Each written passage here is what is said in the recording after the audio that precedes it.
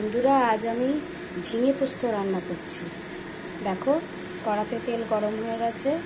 এবার আমি কালো জিরে ফোড়ন দিলাম, অল্প করে ফোড়ন দিয়ে এবার আমি আগে আলুগুলো ভেজে নেব।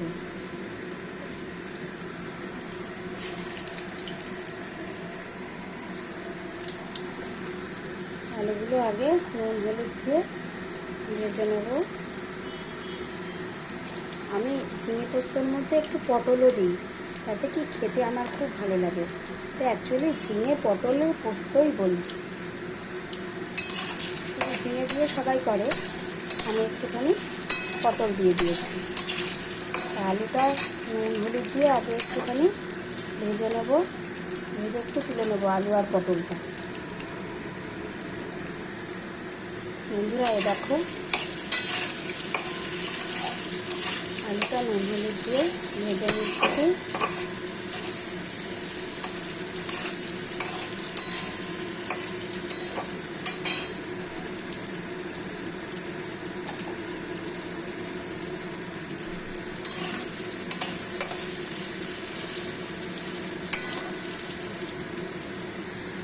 দেখো বন্ধুরা, আলুটা ভাজা হয়ে গেছে।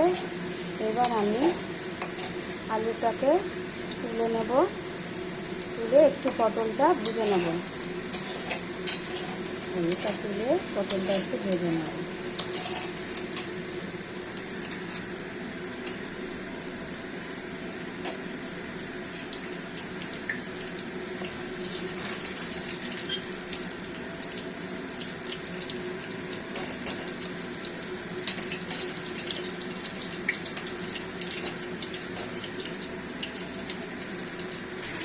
বন্ধুরা, আলুটা তুলে নিয়ে পটলটা একটু নুন দিয়ে ভেজে নিচ্ছি।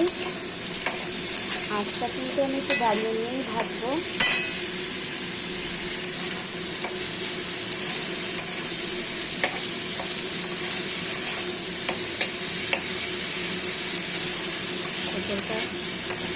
পটলটা একটু ভেজে নেবো হালকা করে, খুব একটা ভাজবো না। যেমন আলু ভেজেছি তেমনি পটলটাই ভাজবো।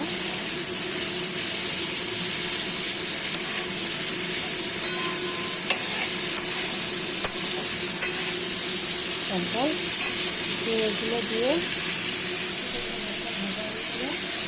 পটলটা হালকা ভাজা হয়ে গেলে ঝিঙেগুলো দিয়ে একসঙ্গে ঝিঙে আলু নাড়াচাড়া করে পোস্ত বাটাটা দিয়ে দেবো।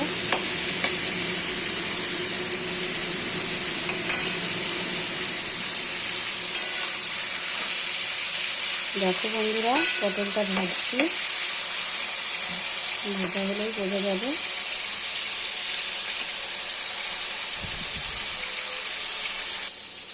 বন্ধুরা, আমরা কাঁচা লঙ্কাটা দিয়ে দিলাম গোটা, কারণ পোস্ত বাটার মধ্যে আমি কাঁচা লঙ্কাটা দিয়ে দিয়েছিলাম।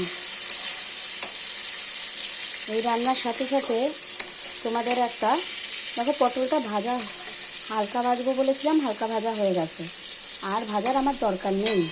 এর মধ্যে আমি গ্যাসটা কমিয়ে ঝিঙেটা আগে দিয়ে নিই।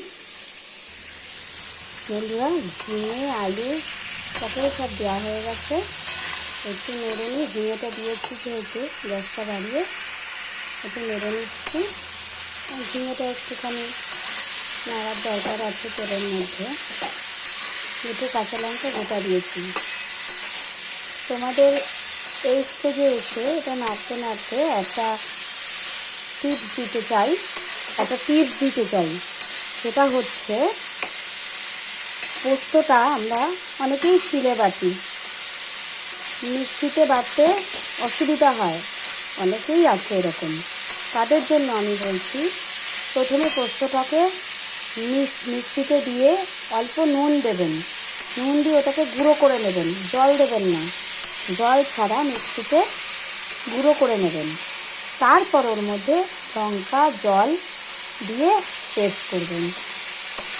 আমার মিক্সির পেস্টটা আপনারা দেখুন, তাহলেই বুঝতে পারবেন। এই দেখুন আমার পোস্ত পেস্টটা, দেখেছেন? শিলে বাটা লাগছে তো, এরকম করে বাটতে হবে, তাহলেই বাটা হয়ে যাবে। একদম দেখুন পুরো মিহি হয়ে গেছে। তাহলে বন্ধুরা, আগে যেহেতু আমি পোস্তর মধ্যে নুন দিয়েছি একটু, তাই জন্য এখন অল্প নুন হলুদ দিলাম। এবার পোস্তটা ঢেলে দিলাম। বন্ধুরা দেখো, আমি পোস্তটা দিয়ে দিয়েছি। তাই গ্যাস বাড়িয়ে ওটাকে মিশিয়ে দিচ্ছি।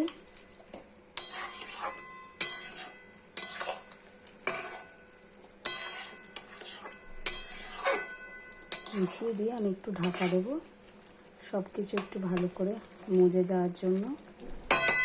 চাইলে আর একটু জলও দিয়ে ঢাকা দিতে পারেন। আমি একটু জল দিয়ে দিই। এই বাটিটা ধুয়েই, মিক্সির বাটিটা ধুয়েই আমি জল দেবো।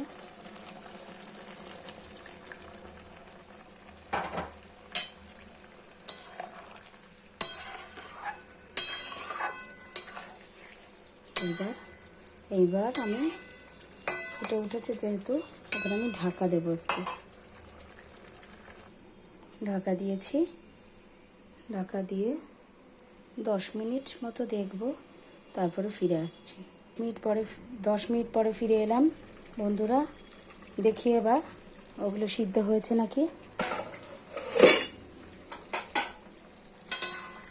নেড়ে নিই।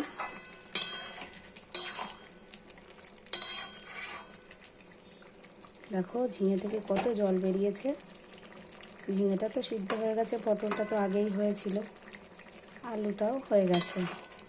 এবার এটাকে বাড়িয়ে দিয়ে একটু মাখা মাখা করার চেষ্টা করব।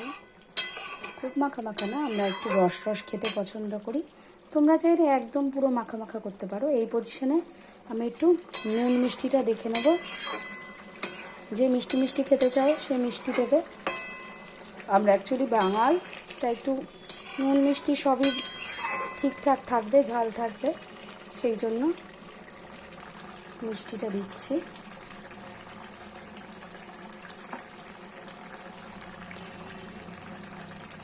আমি এখানে 4 চামচ মতো মিষ্টি দিলাম। এইবার ওটাকে নাড়িয়ে দেবো।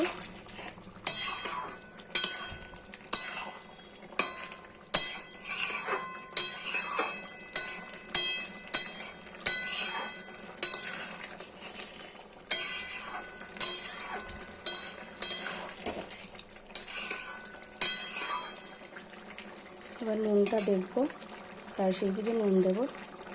বন্ধুরা মিষ্টিটা ঠিক আছে, নুনটা দিলাম। দেখো স্বাদ অনুযায়ী তোমরা দেবে, আমি একটু দিলাম অল্প করে। এবার একটুখানি ঝাল হবে নুনটা দিয়ে। ঝাল মিষ্টি নুন সব ঠিক আছে। এবার শুকিয়ে এলে ওটাকে আমি নামিয়ে ফেলবো। দেখো আমাদের ঝিঙে পোস্ত রেডি, একদম রেডি ঝিঙে পোস্ত। এবার আমি নামিয়ে ফেলছি, একদম রেডি। তো ঝিঙে পোস্ত ইজ রেডি, সার্ভ করে দেবো। তাহলে আসি আজকে।